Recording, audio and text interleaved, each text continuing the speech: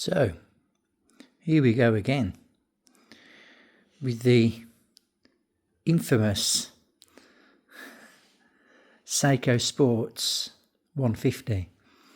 And I've been investigating into the timeline that I bought this watch.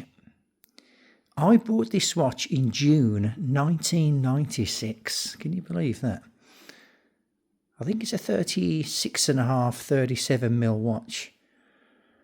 And this was the first watch that I bought with my own money. I was in my early to mid 20s at the time. I've always enjoyed watches, even as a child. I had a Timex watch that I had to wind myself when I was about 9 years old, and I remember when I was about 12 years old, 10, 12 years old, I used to go into our local jewellers and pick up the Amiga magazines, the catalogues, or the Longines catalogues. So I've had a fascination with watches for a long time. And this was the first watch that I bought with my own money. That was quite a significant purchase. This is the second strap that this watch has had. And I'd not had this piece for very long. Maybe a couple of years, and the strap broke. It's only... Look, I remember this watch, I'm sure it cost me £150. Which in 1996 is no small change. Especially at the time, I was probably only earning £150 per week. But I used to walk past the jewellers, and this watch just, I don't know, it just, look, why do certain designs grab you? What is it? You know? But as I've mentioned in other videos,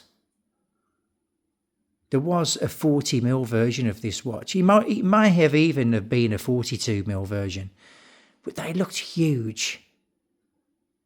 And I'd never had a dive watch like this before. And I'm not exactly a big chap.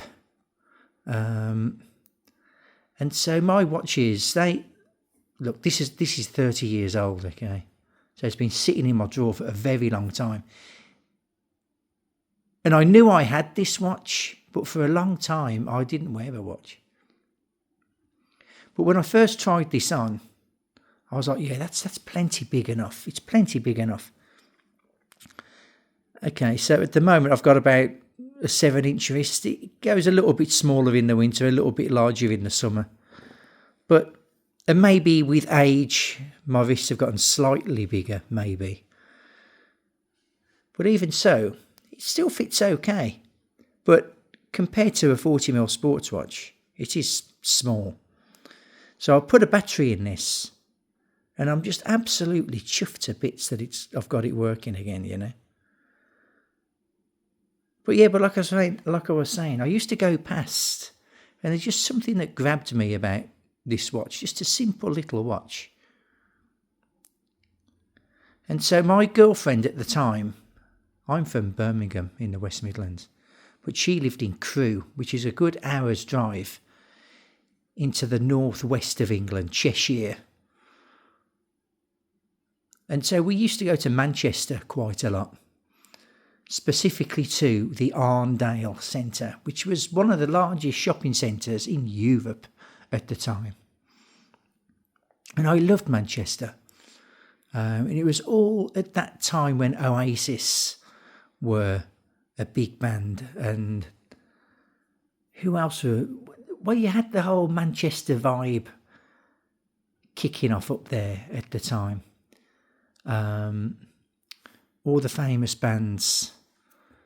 And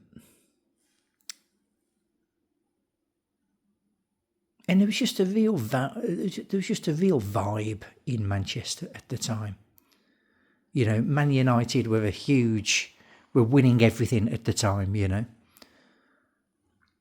Like I say, the music scene was just a great place to be. It was just a great place to be. So I used to go there quite a lot. And being a bit of a watch guy, I wanted to buy myself my first proper decent watch, and here it was staring at me in the shop window. And I used to go past almost every week thinking, I'm going to buy that.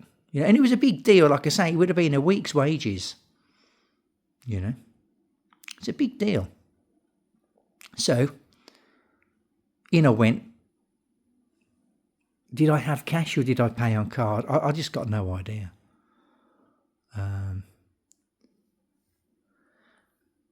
A week.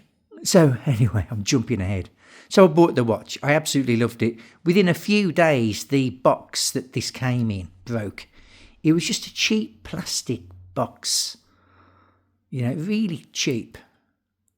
And that's obviously been discarded. I threw it out. But you can't even see these on Chrono24. I've had a look around. Old Seikos, they can go for £400, £500, £600, £700 of this era. So it'd be interesting to know how much this would be worth. But I would never sell this. I have had other watches. I owned a Grand Seiko, an SBG M221, and I quite enjoyed it. But this is the one I would never sell. When people talk about your first proper watch, I would probably say that this was my first proper watch.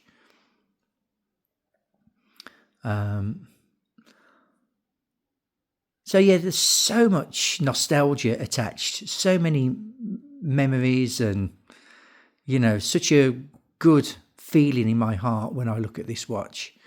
And I'm just chuffed a bit that I've got a battery in it. But the big story behind this watch, really, two things really. I bought this watch when I had my first ever long-term relationship. I was with this girl for 9 years. Sad that we didn't stay together, but that's how life goes. And so I've got a whole bunch of memories attached to this watch. But the amazing story with this watch, and talk about luck on my side. People say I'm lucky, and it's probably true. I wish I had the original purchase receipt so I knew the exact timeline, but it was either a month before or a week before I bought this watch. And you can check this out on Google. The IRA, the Irish Republican Army, blew up the shopping centre that I bought this watch from. 700 people were injured, and miraculously nobody was killed, because, to their credit, the IRA did call the police 90 minutes before they blew up the Arndale Centre with a 1,500 kilogram bomb, as I remember it. £700 million worth of damage was caused to that shopping centre. And like I say, guys, literally a week or just a few weeks after I bought this watch. And I went to Manchester regularly. How lucky. To what extent people were injured. People could have had life-changing injuries for all I know, But yeah, I do consider myself to be one lucky chap. What's that there? Just more grime from 30 years. It's a funny thing, because when I got my first mobile phone, probably in the early 2000s, that practical side of me kicked in, and I thought, my God, I don't need to have a watch anymore. So I think when the battery gave up on this, possibly, I just thought, what's the point? I've got my phone in my pocket, what's the point? But years later, and YouTube happened, and you got all these watch reviewers, I got the bug back for getting a watch, And so I got back into watches again, and now I've got half a dozen watches, mainly cheapy things. And obviously, you're all familiar with this amazing piece of horology. You can't believe that this is only actually 4mm bigger than this. You can't, well, 5mm. This is a 5mm watch. But it's hard to say whether this is 36, 36.5 or 37. It's hard to say. But it's still got a lovely, lovely cream dial to it. But the bezel, look at the back play on that bezel. That is such a big thing. People talk about the back play. Does it really make any difference? To me, not one bit. Not one bit, you know. It sits pretty centred.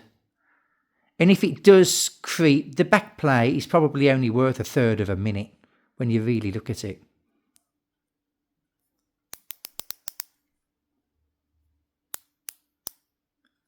You know, maybe we go there. Maybe this is what's handy about a 120 click bezel, because you can set your bezel when your minute hand is in between. You know, I was thinking about this earlier. What difference does it really make if you've got a 60 click bezel or a 120 click bezel? But that really is it. You don't have to wait for your minute hand to get right onto the minute. You can just set it. It just gives you a bit more flexibility when you set it. And I rarely use this, you know, even on any watch I've had with a dive bezel. I rarely use it because I've got a clock in the kitchen. I've got clocks all over the place. I've got a clock in my living room. I'm in an open plan kitchen living room. I've got a clock above my TV. I've got a clock in the kitchen. I'm going to show you something. You know, people make such a big deal about the sweep of a Grand Seiko. Right, just look at my kitchen clock. Just look at this, a perfect sweep from a quartz kitchen clock. And they make such a big deal about a Grand Seiko having, especially the spring drive, having the perfect sweep. Well, this kitchen clock cost about £15 from IKEA. And I think to myself, how can they do it? What is the technology in that clock? It's only a regular movement in the back, a regular quartz movement that's in the back of any quartz kitchen clock. Yet they're doing it here. Go figure, huh? Go figure. So anyway, enough about that.